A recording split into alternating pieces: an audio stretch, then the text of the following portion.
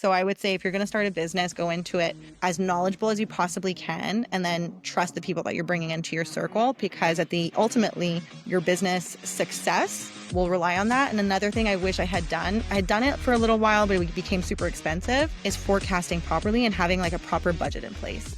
Welcome to the Business of Influence. I'm your host, Daniel Breez, and today we're diving into the evolving world of PR, influencer marketing, and brand building with someone who's lived every side of it. My guest is Karine Idrissi, co-founder of Sunday Creative and Influence All Management. She started in PR at 24, built 2 powerhouse agencies, managed top-tier influencers, and scaled her business to a multi-million-dollar acquisition by the same agency that first sparked her journey.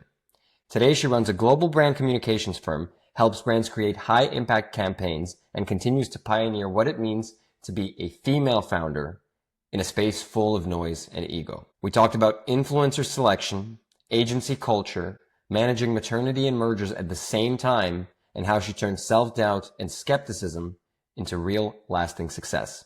If you're building a brand, scaling an agency, or wondering how to lead with edge and empathy, this one's for you. Karine, welcome to the Business of Influence. Hi, I'm so excited to be here. Me too. All right. You've done some really amazing things, and I think that it's a little confusing to understand the difference between the couple of companies that you've had and sold. Before we dive into anything else in the podcast, I really want you, in your own words, to explain what those 2 companies are. Are those? Yeah. That was great. Yeah. So that people understand what it is, like the difference between the 2 things that you've done and what you're doing now. Absolutely. Essentially, I started once upon a time a company called Stop and Stare PR. Stop and Stare PR was a dream of a very young, naive 24-year-old girl who thought that PR was this glamorous TV-like success. So I can go to events and it's very like glitzy glammy, and that's not what it was, but that's fine. From there, I realized that my passion truly lied within more like the digital landscape than it did the traditional PR side of things. And an opportunity presented itself. An influencer who I had built a relationship with approached me, and she was like, I'm about to sign this big deal, like a contract with a modeling agency. She sends me the contract. She's like, can you just like review it, make sure it's all good? I look at it and I'm like, ooh, this is a business op. This is something I can do. I'm like, what if I told you I can manage you? And she was like, okay, game, bet, let's do it. And I became her manager overnight. So I had to give it a name. I'm like, okay, we're going to be influence all management. Because then the acronym is IM. So I'm like, yes, that sounds so powerful. So I still continued on with Stop and Stare because I had some social media clients and some PR clients, simultaneously started to build a business to manage talent. And it kind of married itself quite well, right? Because I was hiring influencers to come to the events that we had at Stop and Stare. Then paid campaigns became a thing. And went hand in hand. Hired my first employee who was with me up until the merger and acquisition. She's technically with the company that acquired us, has become one of my closest best friends as well. She took I think I was paying her like $10 an hour working out of a coffee shop. But again, like I'm 25 years old. She's like 21, 22 at the time. We're young. We're like, yes, we're going to take over the world. And I love that. I love that my frontal lobe didn't develop enough. That I knew like the delusion of it all where I'm like, yep, I got this. We're going to make multi-million-dollar businesses. And fast forward, fun fact, the agency that acquired us was that original modeling agency that went after the influencer. Wow. Came full circle. Crazy full circle. Yeah. So how do you even get into the PR world? Were you in that industry before you started your business or? Yes. Well, yeah, for sure. So my first job was in like corporate, like L'Oreal. So L'Oreal, the beauty brands. So I was doing more like digital social, but again, super intertwined to what traditional PR is. Then I went to go work in-house at a fashion house, and that's where I was doing more like PR traditional. Realized again that social media and influencers have a big impact on any brand so early on. I'm talking like Facebook days. We barely had Instagram at this point. Okay. It was like the very early days. I'm aging myself right now. Wasn't But that long ago.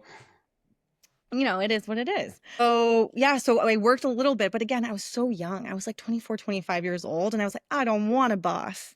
I want to start my own thing. And that's basically what I did. But it sounds like you were very ambitious right from the get-go. Like, I'm more Ambitious, moving. delusional. Like I'm moving the goalpost constantly, right? Like you set a goal and then you reach it and then A you got to set a new hundred goal. percent, But a it sounds hundred. like you had aspirations to build like big money making machine right I'm from the so get-go. happy. I'm so happy that young Corinne had the foresight to do that. Where like you start off with your first client that's maybe bringing you $500. Hmm. I will never forget this. When I first started it, this whole entire, like both agencies, I was in not a very good personal relationship. Okay. And he told me, you will never make $1 million doing Oh, this in wow. sales. He's like, you will never. He's like, there's no chance. Like, he, like, laughable. And to this day, I so desperately want to be like, oh yeah, you want to know what I did? We definitely hit more than $1 million in sales on either company, and then I ended up being acquired. So like that was kind of Yeah. like my big. I think So, because he had said that, it stuck in the back of my mind. oh yeah. I mean, something like that would definitely be a good driver, to the Right? drive to prove When somebody someone wrong, says you right? can't do it, Yeah, yeah. hmm, There's the pull energy, but then there's the push energy, and sometimes you need to like go into the dark side, and it'll definitely exactly. motivate you. Yeah, I actually want to prove myself right that I can, but I also yeah, want to prove you wrong. yeah. Amazing. So, are you still running both the PR side of things and managing influencers? Or are you no longer managing So it influencers? evolved. It's a great question. So essentially, it evolved. So Stop and Stare became Sunday Creative, and I brought in Hmm. my best friend, who is now still to this day my business partner. Her name is Christina Argento. We've known each other since we're 12 years old. So she was really good at traditional PR and having those very, very great relationships. She's great at crisis management. She essentially had the qualities and the service offering that I felt I lacked. And she was plateauing in her career at L'Oreal. And she was like, you know what? Let's do this. Like, let's Hmm. start something. And then, yeah, Sunday Creative was born shortly after. So I let go of Stop and Stare. And Influence was kind of like a machine because of the first employee I had, Jasmine. She was really great at owning and operating the day to day of that business. So I would really come in more from like a strategic standpoint, more from an accounting perspective, more from like making Hmm. sure the business is healthy and giving a kind of like the okay on where we're going to do our next investments. And if we went on business trips and sign new talent, that's kind of where I was. So it was a little bit more high level. And then Sunday Creative really became my full time focus with my business partner, Tina. So the management of the actual influencers was starting to be done by somebody else, and it's Exactly. We uh, hired employees. I reached my my limit on that one. But again, I was able to do everything from the ground up. So every single role that I eventually hired for is something I did myself nice. at the very So beginning. let's talk a little bit about why an influencer would want to work with an agency. Like, are you guys, are you helping them negotiate better deals, or is it more that you have so many resources in house that you can take care of the admin side of their job or the accounting side of things, legal things? Like, what is the Great question. advantage? There's so many different advantages. So first and foremost, because we're dedicating ourselves not to just managing that one person's career, it's multiple creators' careers, we Hmm. have access to the brands, right? So we have the brand contacts that they might not have. We have the negotiation tactics working in our favor, especially if for some reason a brand wants multiple influencers, we can kind of tap into all of our resources. We're there to grow their careers, and to do it at like a minimal percentage cost was very effective. And especially once they saw those numbers kind of growing. And yes, the accounting part was a huge one. They didn't have to go do collections. We had to go Hmm. do that on their behalf. So they still looked super pristine to brands, right? As long as they performed and they got the statistics out there on the product that they were promoting, they looked great. And then I could come in and be a little bit more of the bad guy. I always felt I was very, very kind. And then same thing with like the money, like we're the ones that have to like chase after Hmm. Hmm. the money at all times. But no, there's definitely a lot of advantages. You have usually legal looking at your contracts. Hmm. Now it's evolved from when we first did it. So a lot of people not only just have an agent, they'll also have an account manager. So they have someone who's dealing, so they have a whole team behind them, Hmm. not just one human. And I think that's invaluable. And essentially, you're just giving a small percentage of what you're making. Yeah, I can't like if you're an influencer and you have to deal with all of those things yourself, it's going to be a full-time It's job just dealing with that. for Yeah. sure. And a lot of people will try and like hire their momagers or hire their friend.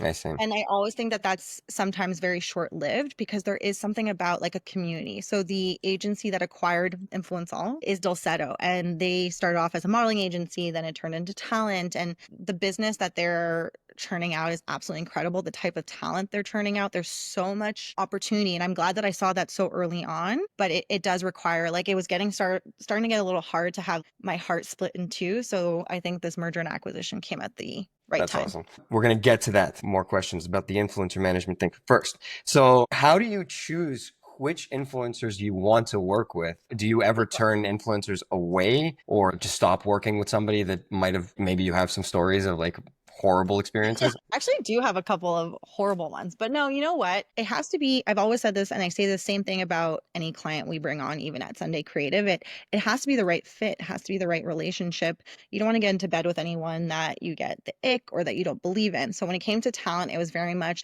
the statistics behind the influencer. So do they have the right views, no fake followers, the aesthetic? Like, we feel like we could package them and sell them to a brand and the brand would be interested. So that was kind of like tick, tick, tick, tick, tick. They follower growth for the long time, like, was extremely important. Eventually, like, it didn't become as important just because there was a rise of micro influencers that have equal, I guess, influence on their communities as do macro influencers. So following didn't matter too much, but the back end statistics like engagement rate, viewership, that was super, super important. So yeah, that was typically what we would look at. And then to drop someone, absolutely, if they're not making any money and we're putting in all this time, this effort, right? We're designing their media kits, we're putting photo shoots together for them. Like, we're doing all these types of things to make sure that they're set up for success. If there's no return on investment, I'd say like 3-4 months down the line, then typically we would part ways.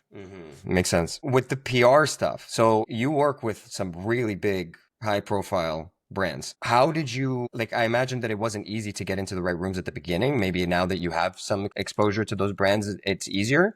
But at the beginning, how did you even get some of those high profile clients? It's a fake it till you make it. Like, truly, genuinely. One person said that to me like years ago, and I was kind of like, I don't want to lie, but like, Right. there is a way to like massage and PR a little bit of the reality, and most importantly, believing that you actually do have the skills to, like, you're not selling something that's false. That's one thing I would never do. But for me, I knew I could do it. I knew I could get them the results.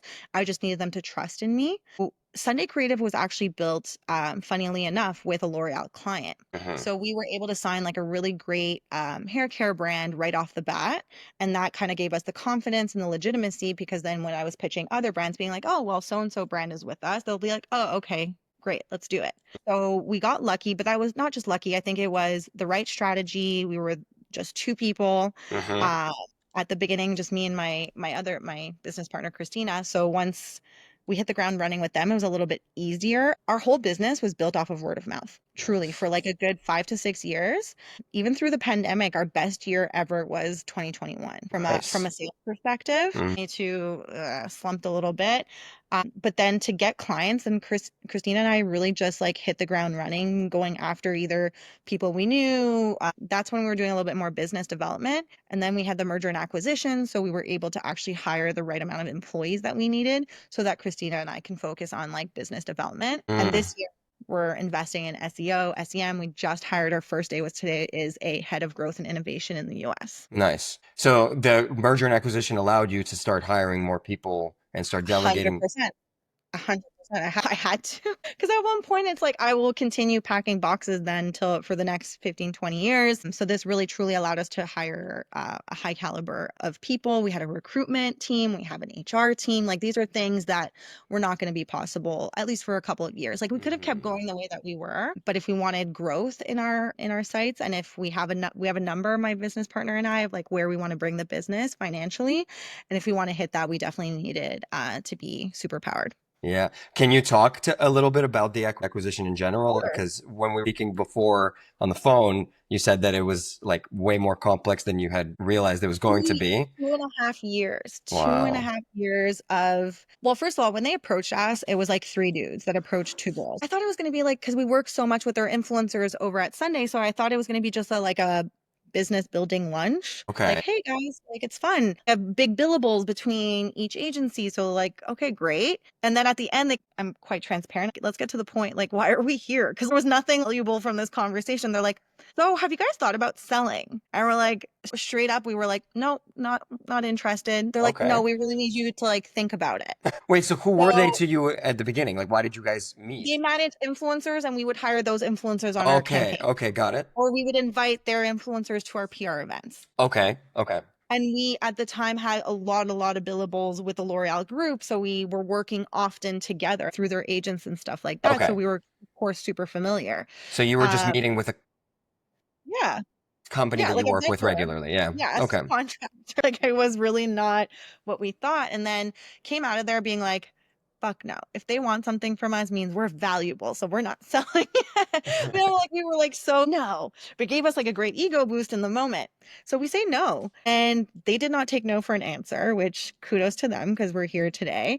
He's like, no, no, no, no. You guys are going to want to do this. So they built a whole proposal to woo us, and it had numbers in there and truly made us feel like it was going to be a partnership. Because no one wants to sell and become an employer. If anything, Well, that's what you wouldn't want in the first place. that's literally the only reason why I started any of my Yeah. companies, because I'm not great at having a boss, apparently. So I'm like, no, there's no chance I have to like report to someone. Like, no, that's not going to happen. So it took 2 years. Also, financially, I think we talked about this a little bit, but the way that both me and my business partner were set up, like corporately, mess. Okay. Complete mess. She had her own corporation. I had my own Mhm. corporation. We were interbilling. From an accountant perspective, it would be your worst nightmare. Yeah, sounds like it. Yeah, yeah, yeah, like terrible. So imagine trying to do due diligence. Yeah. It took us a year just to come up with like what our EBITDA and like our value of our Hmm. company. And I had to do that for both of my companies because they actually wanted to acquire both. Okay. I don't think it's a deal that comes around very often. It was a hard decision because again, like these are things that I built over 10 years. They're my heart and soul, and it I didn't want to feel like a sellout either. Yeah, yeah, yeah. So I'm like, and I had employees. I had 8 on each. So I had 16 people that work for us. And how do I explain to them that I'm doing this and that affects their lives, right? And I'm making this decision on their behalf. So there was a lot of pressure for a while. I Right. need a lot, I need a lot of therapy going through all of that. You need it or need? Both. I needed it during and I probably needed it after. So yeah, so finally after, thank God for our financial advisor. She's been amazing. She's the one who brokered the deal. She was the one who had to put hours and hours into getting our numbers straight and packaged and got through due diligence. But from beginning to end, I think 2 years and a half. They Crazy. almost gave up on us a few times. Really? Well, yeah, because they're like, are these girls like serious or not serious? We're serious, but our numbers, we need to clean everything up so that we can hand it over to you. So, And then they did that and they gave us the offer. looking back, were there some lessons that you learned that you could have organized things differently? Like for somebody listening and thinking 100%. about how to organize their own financials? Yeah, well, don't interbill. First of all, don't have two corporations if you have a business partner. You should have one corporation first and foremost. And I actually didn't even have a corporation in my corporation. I had both companies. Oh, you had two So brands I under had the to same figure corporate out the umbrella. Okay. revenue again. It was Yeah. messy on my end and triple messy. So I would say one corporation for one service and one revenue stream or one business, please. Like that would automatically make it super, super easy for everyone. I would say hire very great bookkeeper and accountant is like a big one. I've had amazing and some not so amazing throughout the years. Hmm. I've spent a lot of money on accounting because you think that you need to spend a lot in order for it to be the best. Hmm. I don't think that's necessarily it too. I think if I had a better grasp on, I'm not an accountant though. I had to really learn this on the fly, on the go, and I'm a very trustworthy person. So I'm like, oh yeah, this person's got it. I would, now that there's ChatGPT though, I think I would have been in a better place being, please tell me what COGS are. Tell me what a P&L sheet is. What is AP? These are all things that over time, of course, I've had to get familiar with. I know Yeah. how to work QuickBooks on my own. So I would say if you're going to start a business, go into it as knowledgeable as you possibly can and then trust the people that you're bringing into your circle because ultimately your business success will rely on that. And another thing I wish I had done it for a little while, but it became super expensive, is forecasting properly and having like a proper budget in place. I'm the type of, but then again, maybe it's the fact that I'm like, you spend more, you make more, that it worked in my favor. Yeah. Well, depends. Like It's I not don't know, always the like case. it did end up biting me in the butt, but at the same time, I really went based on intuition. I didn't go based on numbers. So I'm literally an accountant's worst nightmare, I'm if sure I'm you're being better now. honest. But are I'm you hoping, but doing, now I know. Now I understand a little bit yeah. more. In your space, what is cash flow like? Do you have to dish out a lot of money before you start to see the cash come in and you have to deal with collections a lot? 100%. We are kind of like the bank for a lot of our clients, right? Because Mm, a good example would be if we have a $300,000 event, I need to start planning the event today. By Mm-hmm. the time I get the money, it could be 60 days net later, Mm-hmm. right? So I'm going to be in the hole. So I have to have very big cash flows. Mm-hmm. Whole 300K for 2 months and then finally cover it all. And then my agency income and all that comes maybe 60 days net later. Yeah, if you So don't do definitely forecasting and like separate bank accounts for stuff, that would be very difficult to monitor for sure. 100%. So it was a lot of like those ins and outs. And it's also a very specific business. And it's actually been one of our points of contention, even with the merger and acquisition, is that it's hard to even predict any type of trends truly because it is such a volatile industry, right? PR is based off of if we're going through a recession, we'll most likely be affected. But at the same time, I've gone through that before. So I'm not so worried about that part of it. If we do go through another recession, it's more no month is the same year over year. Mm-hmm. I Mm-hmm. can't say that January is our lowest month versus January of next year because it's completely different economical climates. Mm-hmm. But what I would love in a perfect world is that I still have one, I need always a budget to know what I can spend, especially now that we have 20 plus employees. Mm-hmm.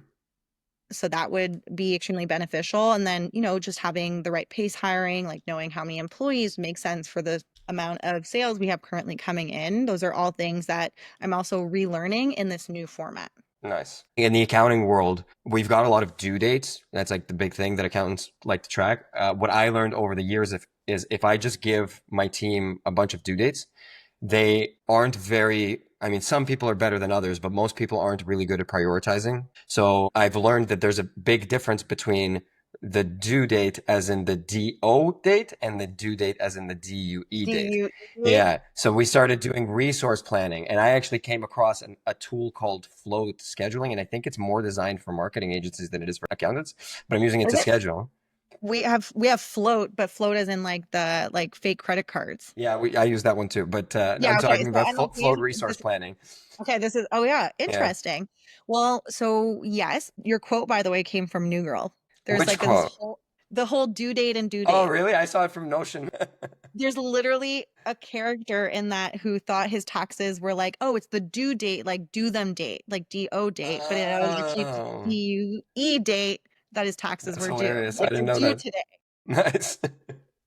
I've heard that one before. I'm like, oh, that sounds familiar. No, yeah, like DUE dates, like due dates are very, very important in general, whether it Mm-hmm. be an thing, because of course I would like my money on the due date. Mm-hmm.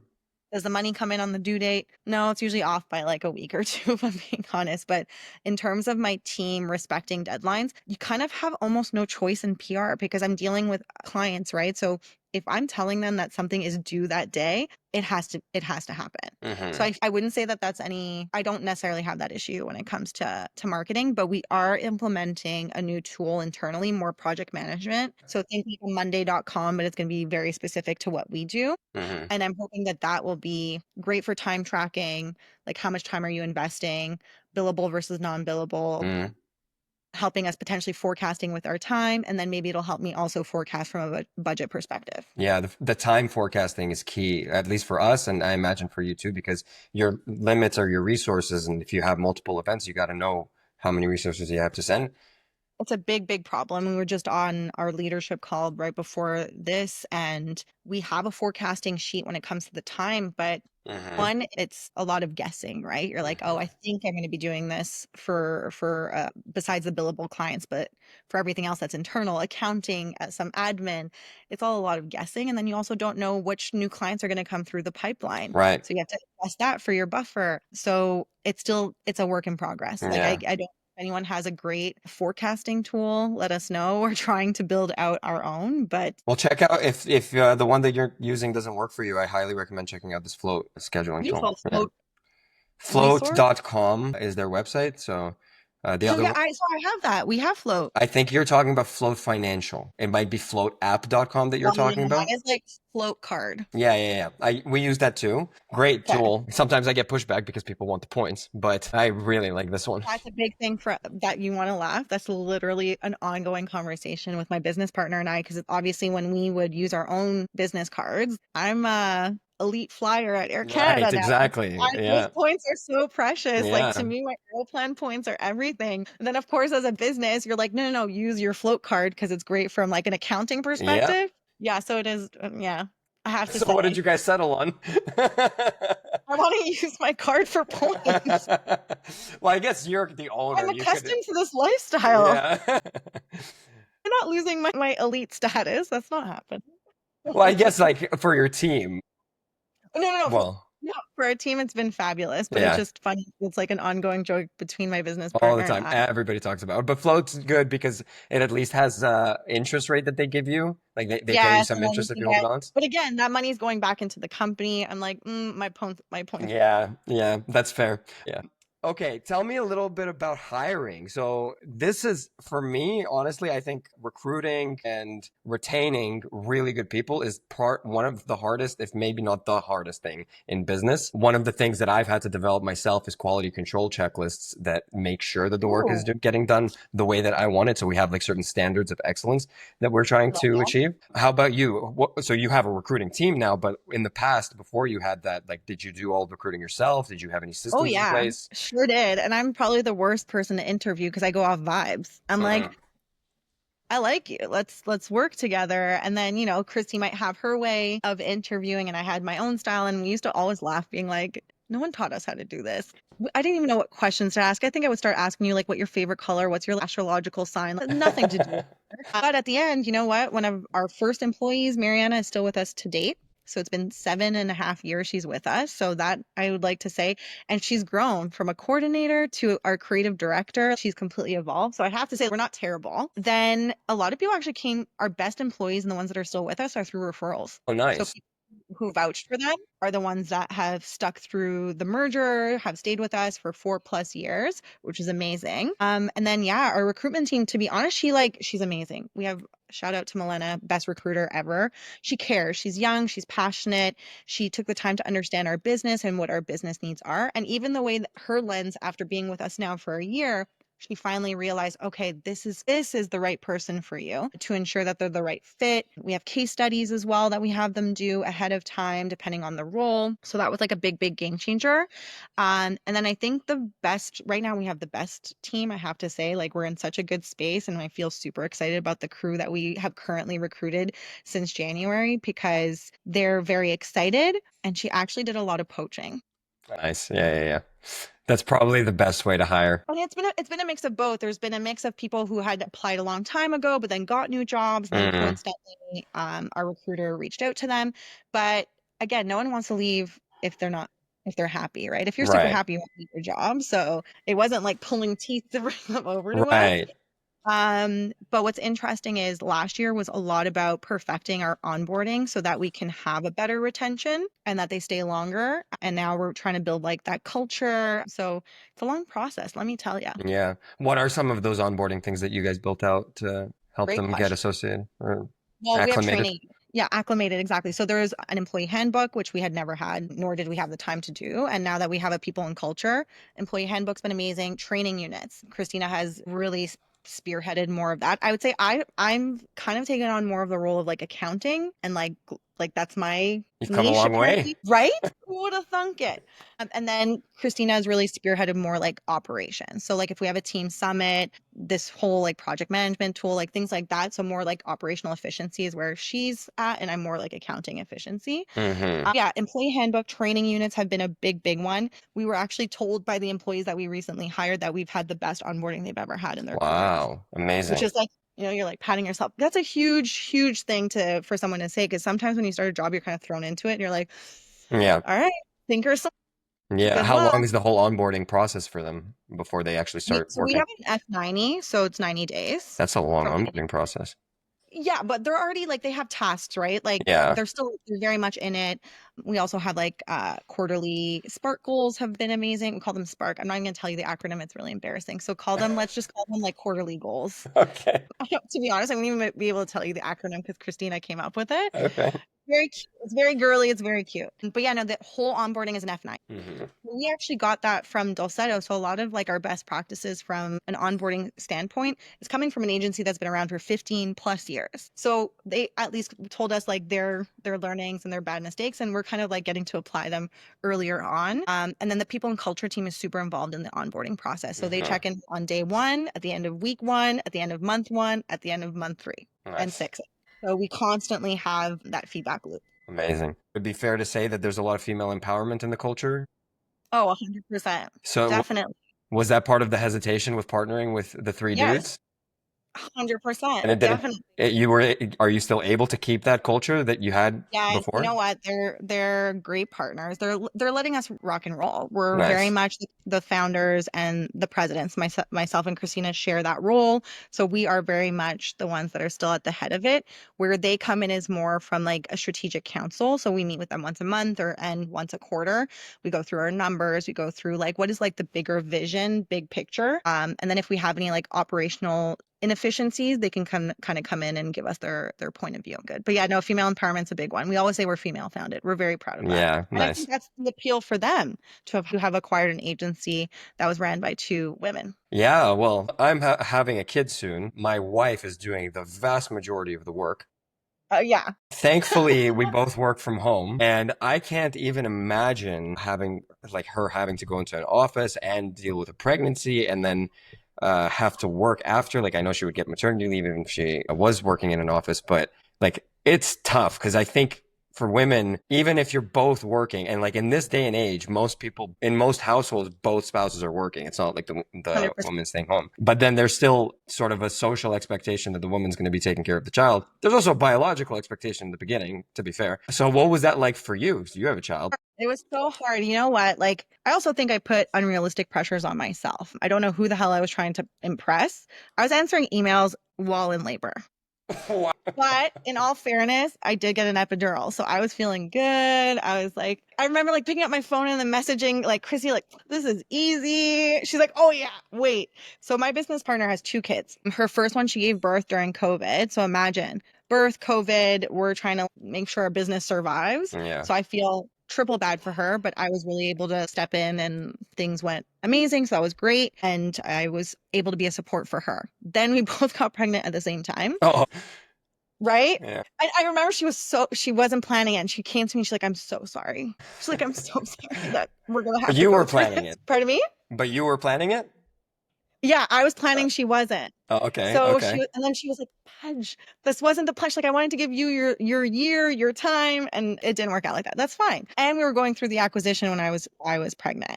Yeah. So acquisition was at the like tail end of it all. I never took a mat leave because we weren't set up that way. Like I got like a couple of weeks in, Okay. but I had to basically go back. But then an opportunity would come up and it was like, oh, we get to work with YouTube. So I got to go back. I brought my baby to like all of my site visits. She'd be on all Wow. my meetings. I didn't have any help, anyone to help me at the time, except for like, of course, my mom and my mother-in-law were amazing. But Hmm. yeah, no, it was wild. That's We had crazy. to keep going because we were about to be acquired. So I'm like, the sales can't go down. Yeah, fair. Like the sales can't go down. So we gotta, yeah, YouTube, you want to work with us? Sure. Okay. Should I'll have made go to a your little party. baby influencer. Literally, I remember she was strapped to me doing the site visits. And it's funny because my YouTube client is a good friend of mine and she just gave birth not too long ago. And she's like, what the fuck was wrong with you? She's like, I didn't realize because I'd never had a baby before. Yeah. But she's like, looking back, she's like, how did you do that? I'm like, sometimes you're just so in it that you're like, there is no other choice. You kind of just have What to about like, sleep? Did you? no. Do you want to know that I also TMI, but I also breastfed very long, like longer than I should Oh, have. wow. Okay. Yeah. So that was a whole other thing, right? Because I need to be with the baby a lot of the Right. time. Whatever. Yeah. Things worked out. I became so obsessed with sleep that I got my husband got me an Oura ring. Yeah. And that's been the only mental like solace that I have where I'm like, okay, it's telling me I'm good. Like it's like I've got my hours in. Of course, now she's 2 years old, so she's like sleeping through the night. But there was a Hmm. year there where I was like, I might die. Well, There's no sleep. It's wild. Like, they say that, right? Everybody's telling us these stories, but I don't think until we experience it, we're actually yeah, gonna know what it and means. then you have like the asshole friend that's like, well, sleep train. And then apparently their baby sleeps 12 hours. So you're like, what am I doing wrong here? But I have to say that our sales were the best they ever were. Nice. Sounds like it was a good few years. The business didn't suffer. Did I suffer? Yes. The business, no, not so much. My team was so lovely, and so was my business partner. We did the best we could. I think the hard part is I'll never forget this was a client that we had for 5 years. That client that we first signed and like kicked off our business with, 5 years they were with us. And my business partner had just given birth. So she was off, and me and someone else were in charge of like pitching them for the new business for the year. And the guy goes, yeah, we're not moving forward. That's not what we wanted, blah, blah. I'm like, okay, weird. Cause we've been with you for 5 years. Weird. So maybe, you know, at the same time, maybe change the direction. All good. He has the balls to message Chrissy while she's on mat leave and says, well, maybe if you hadn't been on mat leave, we would have stayed around. Just like so inappropriate. Yeah. Sorry, I gave birth. She wasn't even taking that much time. She had been off for maybe like a week or two. What a Like it was dick. just like it was such a dick move. Yeah. That's I guess It's fine. You guys some are people doing are cool. perfectly fine now. Exactly. Yeah. We're totally okay now. We like gave ourselves mantra. We're like, "Ah, it's the garbage taking itself out." Oh, wow. I want to get a little bit more on the client facing side of things. Like, so when you're working on these campaigns with your clients, how different are the campaigns between the clients? Like, what are the different metrics of success that you would look at in a campaign, and how much do they vary from client to client? That's so interesting. So, well, first and foremost, there's different revenue streams. So Right. campaigns is one of them. I'd say it's I want to call it the low-hanging fruit because it's not. We've just perfected the output and the system and the data. We are data driven. So it's very easy when you're working with on an influencer campaign. You're casting the right people. We have the right metrics. We're super strategic in the way that we do it. So the output, and we can like turn that around quite quickly. PR is a harder sell because it is ongoing, right? You're their agency of record. So you have to like prove that you have not only the strategy, you have the vision, you have the relationships with media and all that. It's always like a bigger sell and you have to go through a much longer RFP process. And so that's one other revenue stream. And then we have social media and digital marketing, another one. With PR in general, it's difficult to measure success Oh, from, yes. So the KPIs and all yeah. that. Well, for an influencer campaign, it's easy. I can say how many impressions you got, how many views you got, what's the return on investment, how many click-through rates, how much drive to traffic. Super easy. I think the big thing with PR is sometimes we have clients that we can get all the media hits in the world. That's almost like it's second nature for us. We will get you in the listicles. We'll get you as long as you have like a story to tell. We're able to communicate that. But then the metrics. Mhm. It doesn't necessarily correlate to a sale. So it's very hard for especially the older generation or people who think PR equals sales. Oof, that's like I've now tried to change the way not only the clients think, but also my team, where it's like, why don't you pull up the chart of their website traffic and correlate it to when an article went live? To me, success shouldn't just be, did you sell a sweater? It has to be so many other things. And that's where we need to teach people is that success means you got views, you got eyeballs on your product.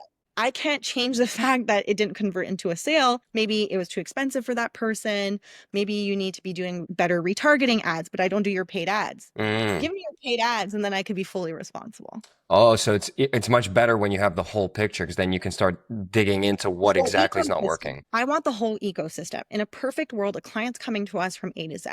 We can do from your product photography, from your branding to your PR, which is the whole entire strategy. Influencer marketing is a part of that. Mhm. Then we've got the digital marketing ads. That's kind of where you're going to see your ROI. That hey, did the branding and the story that we put together, the influencers that we selected, the media hits that we got, how are you amplifying all of these wins?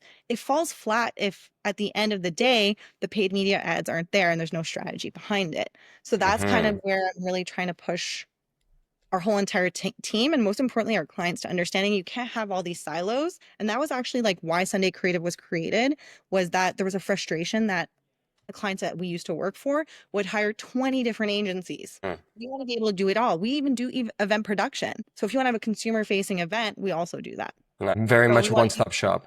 Yeah, nice. I do the same thing. So we do the taxes, we do the bookkeeping, we do the forecasting, the CFO level amazing. services.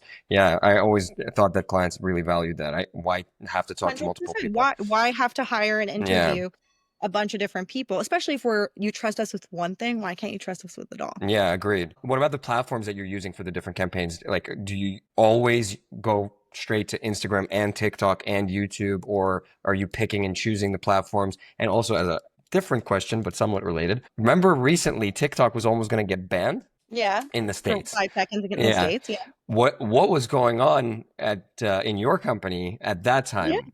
I would be interested in Uh, that. to be clients, I'm like, you guys should look at this as an opportunity because you're going to drown out all of the US. You guys are always saying you want Canadians to see your content. This might actually be the perfect time to Very work with true. Canadian creators that will only be reaching Canadian, mostly Canadian. Mm. audiences. So we saw it more as an opportunity. And that's the way that we positioned it with our clients. Are you always using the same platforms in all your campaigns, or do you kind of pick and choose the right I would platform? say no, we pick and choose for sure. There was once upon a time an obsession with TikTok, and you had to be on TikTok, and that's the only thing you need to do. I think it depends on the product, depends on your budget. Yeah. Okay. So ideally, if you have the budget, try everything. 100% for sure. I would say YouTube is always going to be super expensive, but I think YouTube is very specific for certain types of products. It's great for like a beauty product. It's good for fashion. My husband's like fully obsessed with watching like golf videos. Like I think there's like a Me too. place for every single platform here. Were you watching the Masters this weekend? I was not watching the mess this weekend, but No, I okay. watched a lot of shorts. Okay, Yeah. fair, fair, fair. No, he like Oh legitimately wow, went and he's a really into lot of it. them. Yeah. Okay, Yeah, nice. super into it. Yeah. So again, and it's different audiences, right? My husband's obsessed with YouTube. That's not where I consume my content. I'm fully obsessed with TikTok. Hmm. I'm more snackable, shorter in the moment. He likes long form. So again, depending on who we're trying to reach and the budget, because YouTube is going to be very expensive. If you're so, my wife also is on TikTok a lot. I had to delete TikTok off my phone. I found it way too Yeah. addicting. No, it's heroin. It's literally it goes to some sort of dopamine effect where like you do it in the morning, do it at night, and then you're like, if you have a minute, it's doom scrolling. That's Yeah, literally what it is. And it definitely feeds some sort of like I've never been a big cigarette smoker or weed smoker, but apparently this is it for me. yeah, it hijacks the same brain sensors. A little TikTok adrenaline rush. Do you limit your usage at all? No, just whatever. I probably should. Well, I got an app recently. I had Oh, another guest on wow. the podcast that recommended this. It's called Opal. It basically connects to your screen time on your phone. And what I like about it is that your screen time just tells you your overall screen time, but I use my phone a lot for work. I imagine that you do as well. Oh yeah. So this lets you pick which apps you find distracting and which apps you find productive, and then it gives you the actual metrics for I don't your know if you saw that, productive. but Apple has come out with like let's say I have 8 hours that I'm spending on my phone. It Yeah, tells me productivity versus um distracted time. social media or like entertainment or whatever. Yeah. But It's like very macro. all it's doing is taking what it thinks are the productivity Yeah, apps based on the perfect. App Store. But this app lets you choose which ones you consider productive and which ones you consider distracting. I would guess what? If it wasn't for me doom scrolling on TikTok, let me tell you, there's so many influencers I like discovered. I sent to my team. There's trends that we're So jumping for on. you, it's For productive. me, yes, that's what I tell myself, right? It's Nice. so productive. Look, should I scale back 100%, but like I'm not ready yet. Well, if it's working, it's working. You clearly are still getting your shit done. How's AI affecting you guys? So, like, are you using AI in your tech stack now? And are you at all thinking about what the future of the influencer world is with all of these AI influencers that are appearing? AI influencers freak me out just in general, but they've been around for a long time, especially like AI models. Okay. That's kind of existed. Where I think AI is going to be really useful is like product photography and even like putting your product on a model. That I think is going to be interesting. I've seen a couple, like it's a photographer's worst nightmare, but if you're talking about someone who doesn't have a lot of budget and wants to be able to just put their product in different places, I think that's going to be really, really interesting. If we can come to a place for like community management on social, like how to interact more from like a customer service standpoint, I think that could be extremely effective. From a data perspective, if you can kind of automate how I'm getting all of my data, every freaking platform claims they do that. They do not. I've tested them all. And so I've yet to see someone who can give me truly like the data I need in order to report back and see if something was successful and like be able to pivot a trend. Like let's say if this video got 10,000 views in 5 minutes, this is the video I should be putting money towards to boost it.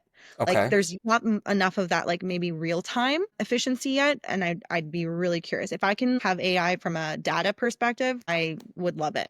Give me Nice. all of it. That would be really exciting. But besides that, I'm seeing it more positive. Like I'm the biggest chat GPT proponent out there, probably to a fault. Well, we use ChatGPT a lot. I actually am starting to think about what we can do with AI workers. I Oh, think it's awesome. only a matter of time before like compliance, bookkeeping and compliance, all of that is heavily automated. I think there still has to be, I'll tell I you, kind of want it to be those like certain things to a certain yeah, level. Like I do think that there's things that can easily be done and so efficiently as long as there's still a human component to it. Because I recently ran into it. I'll say it because they were very annoying. CapCut. It's like that editing tool for yeah. social. Dude, we got locked out of the account because they thought we were underaged and then like locked us out but kept charging our account. Oh, So I go wow. to customer service. It was the most frustrating thing. It was just a bot over and over again and I could not. I had to cancel my credit card. They still to this day did not even.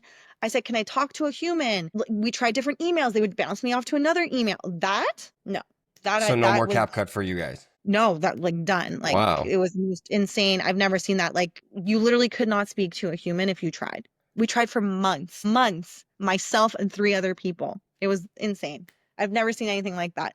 To me, at one point, I'm like, you're basically fraudulently charging our card. Right. We can't even have access to your service. You've blocked us out, but then charge us. Wow. It was wild. Yeah. So that freaks me out where I'm like, if there's no human contact that you can, hey, I'm the person on the phone, maybe call me old, and I'm like, zero, talk to human. There. Like I still like to talk to a human, and maybe I'll think it's a human and it's actually Yeah, an AI. I was just thinking that you Yes. might be As long thinking as it's a they're nice human. to me and like they answer my questions, I guess I'll be easily fooled. Yeah. So what are some of those compliance like things that you would automate, like if you could, with an AI I think bot? it's the data stuff. So if we could Right. potentially get that in, but then I would still have everyone on my team still go through the data to make sure that it at least how you were saying before, which I liked was like a quality control Yeah, checklist. exactly. Yeah. I think as long as there's still a human that has the eyeballs on it, it would be great. But imagine like the heavy lifting. I'd say like our reporting takes so much time because we want to make sure that what we're reporting to our client is so accurate. Because I Mm-hmm. can't call myself a data-driven agency if the data is not correct. Right. So that if we could have support and making that more AI-driven, more automatic, oh my gosh, that would be amazing. So they Yeah. can focus on things. So they can focus on growing the business, focus on the relationships, because that's something that won't, I call them Sunday sit downs. Like they need to go and physically meet with an influencer.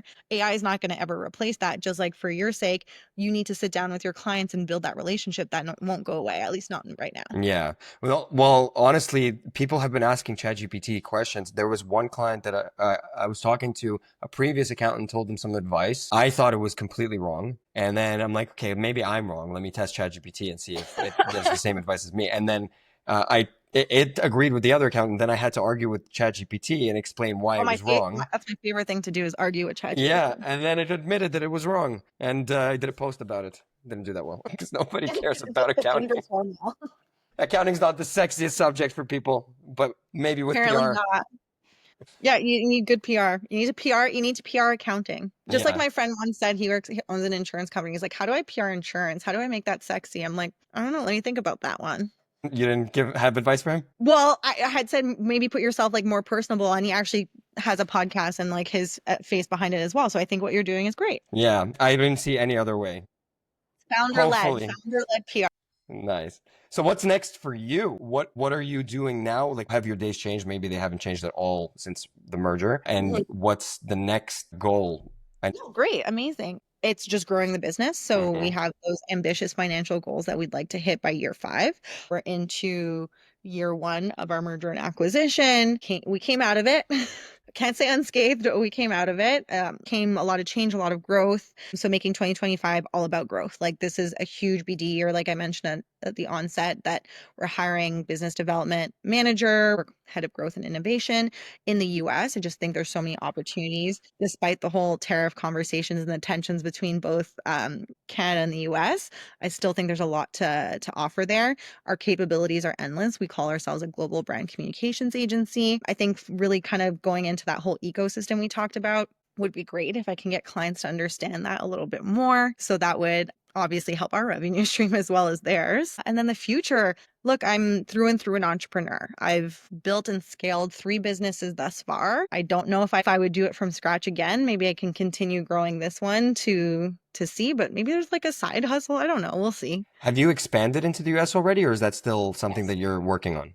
No, it's definitely, we've always lucky enough have had like a crossover between Canada and the US. Usually it's like a Canadian-based agency that needs US PR. So we have a consultant based in the US, but now we have offices in LA. Our head of growth is in New York. Sky's the limit when it comes to the US.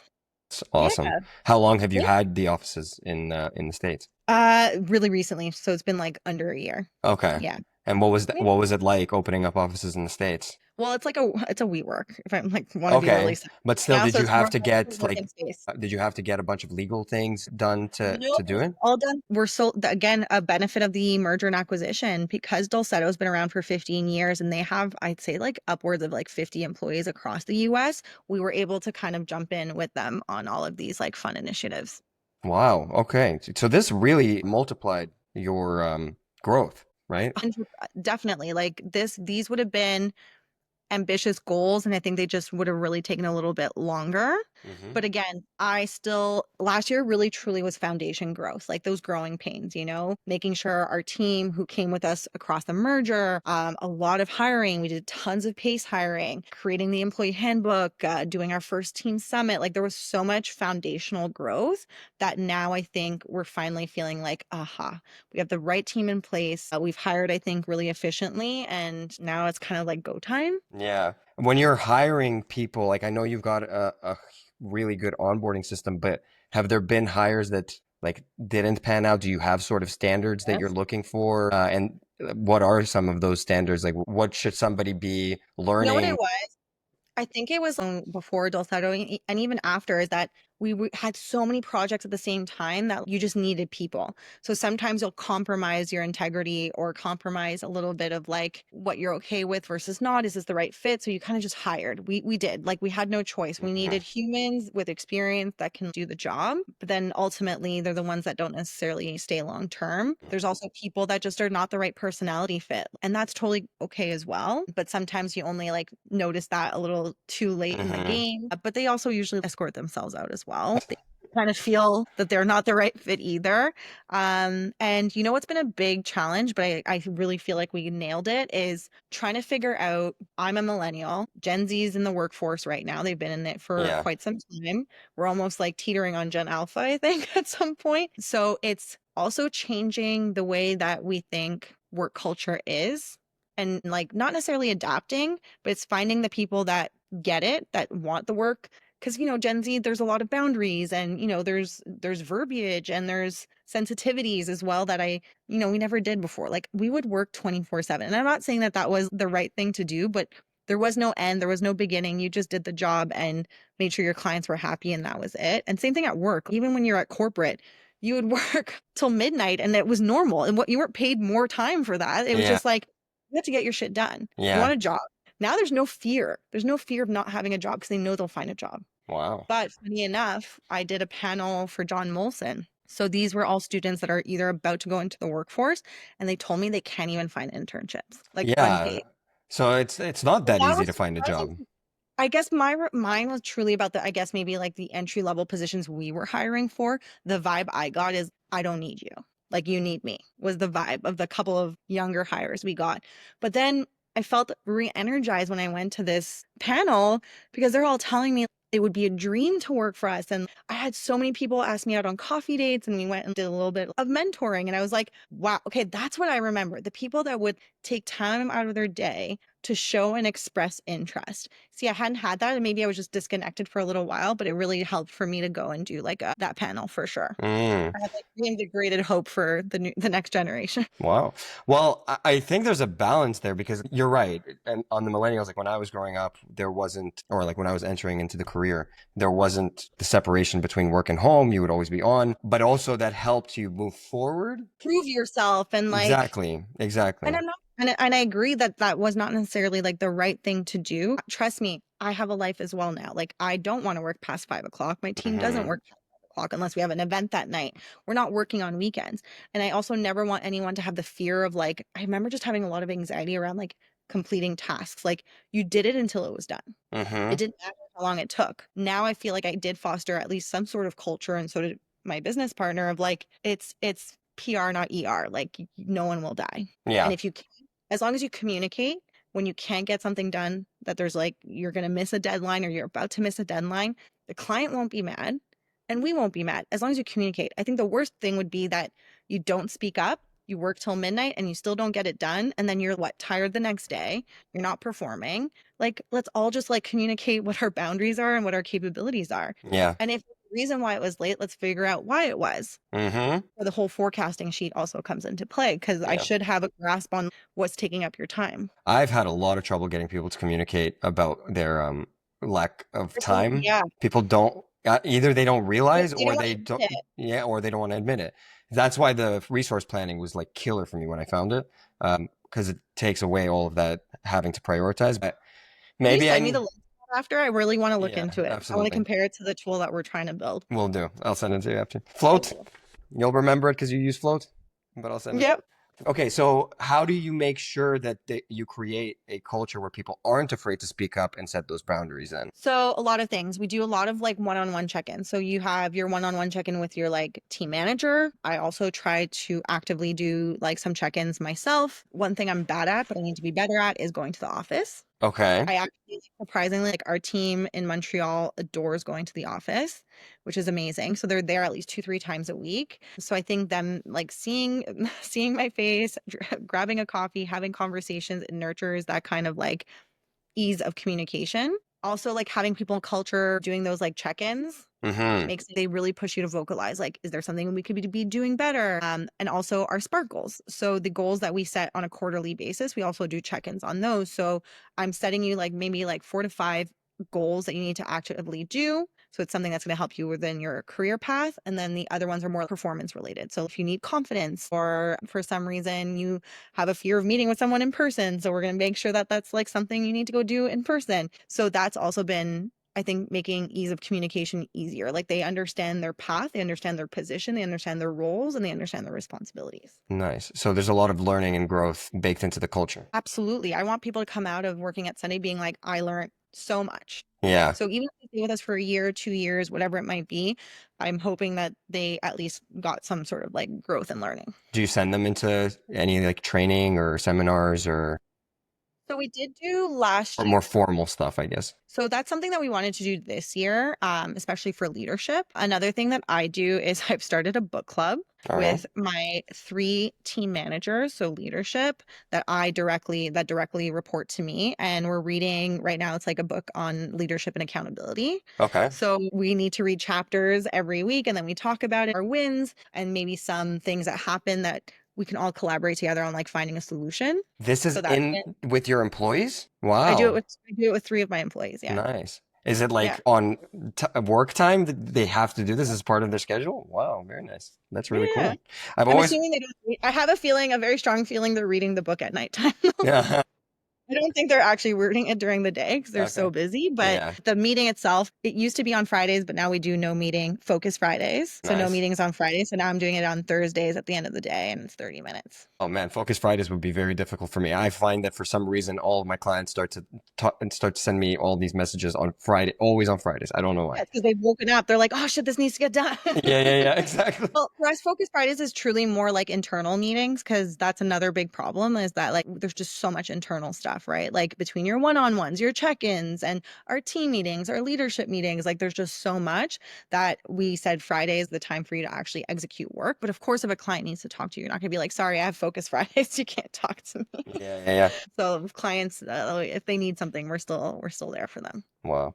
So if somebody wanted to, like maybe a Gen Alpha or a Gen Z that's in the beginning of their career, maybe just finishing up school, and they wanted to be where you are or maybe come work for you, what would be a good path for them to either develop skills? Like, when you're looking to hire people, are you looking for the traditional, I want to see a diploma on the resume, these are the schools that I like, or are you more like, I need to see that you have the skills? Like, what exactly, what should people be doing to get there? Look, I still think a diploma is important. It doesn't necessarily need to be like a bachelor's degree. It could be also like a collegiate degree in like public relations. Like I do think education is quite important, especially to what we do. It also shows that you were able to show up and you were able to complete an assignment and you stuck to something and you did it. So schooling is probably step number one. Then I would say internships. Internships are huge. When I see that someone took their summer to go and work part-time at a competing agency or in-house at a brand, just a lot of resources. That was the best thing I ever did for myself. Like, the whole fake it till you make it. Mm-hmm. I applied to like some woman who had like a small PR agency in New York City, but I knew that if I had PR agency in New York City on my resume,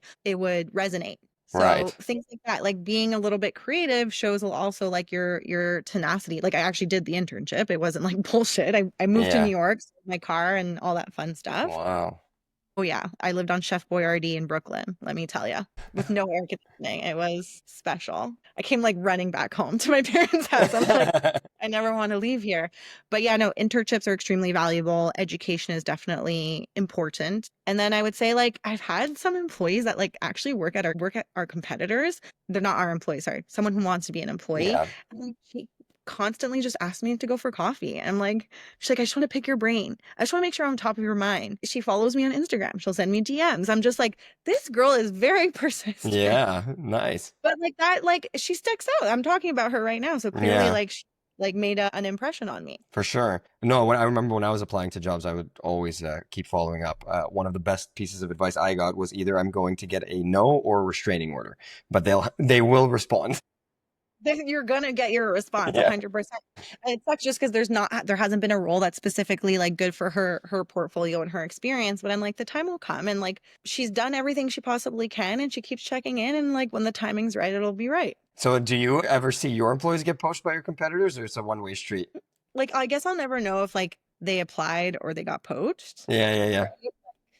But It's I also hear it's a great actually I strategy. wasn't actually the one of our good employees did tell me she's like I wasn't looking, but like it was like an offer I couldn't refuse, you know? Yeah, incredible. Like I said before, I'm like no one can be poached unless they Yeah. want to. But So poaching is nice because you get insights. Like if they're coming from one of your competitors, first of all, you can find out the secrets that the competitors have, but also like they might see improvements that you might have not seen. Like I always want people, my own team, just don't take what I'm doing for granted. My processes might also be stupid. See if you can improve them. and I say the same thing to my team where I'm like, I'm not the end all be all. Like I am who I am. I'm only human. But if you have a better way of doing things, especially if you've been at another agency, by all means, like let's be better. Let's improve for Yeah. sure. And I'm open minded to anything and everything. The internships are the things that I think that AI might screw with because a lot of Interesting. that grunt work, I don't know the industry enough, but like so the traditional path in an accounting firm is you start as a staff accountant or a junior accountant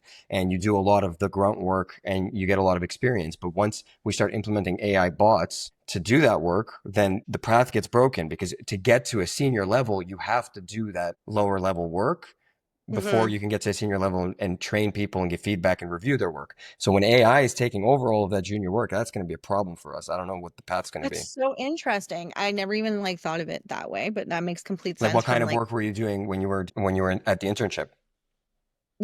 I can't do it with AI. I'm like talking about event work, packing mailers. I'm an event, like so there's much more like physical labor Yeah. to it. And then from the influencer marketing side of things, like I don't look, don't quote me. Maybe in like a couple years from now, a bot can like cast my influencer campaign for me.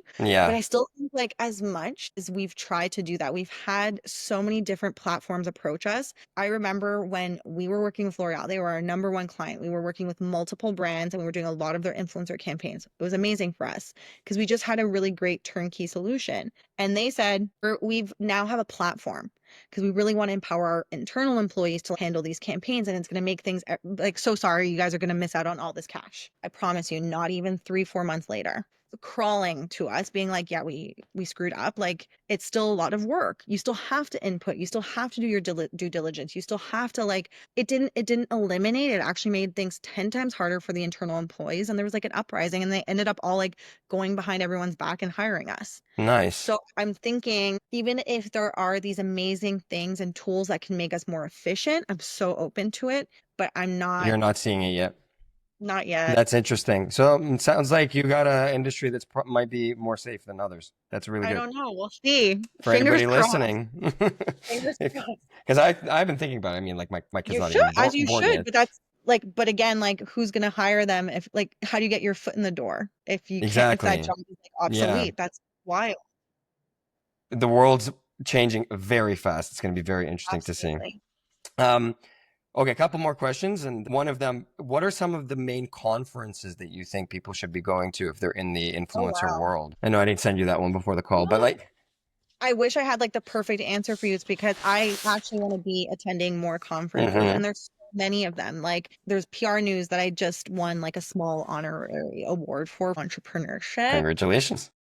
thank you. But for example, I'm just having our head of growth look into it. Oh, is this a good opportunity for me to attend and things like that? So look, I actually saw value in like me being a part of panels, I think is like my next phase. Maybe that's so there's conferences that I would like to be a part of. But in terms of the ones that I want to attend, there's a company called Create and Cultivate based out of, I want to say Texas. They do a bunch that are very centered around female entrepreneurship and empowerment. So that I'd love one day to attend. If you're like a 6-figure or 7-figure business, they have different tiers to that. So you can attend like certain retreats.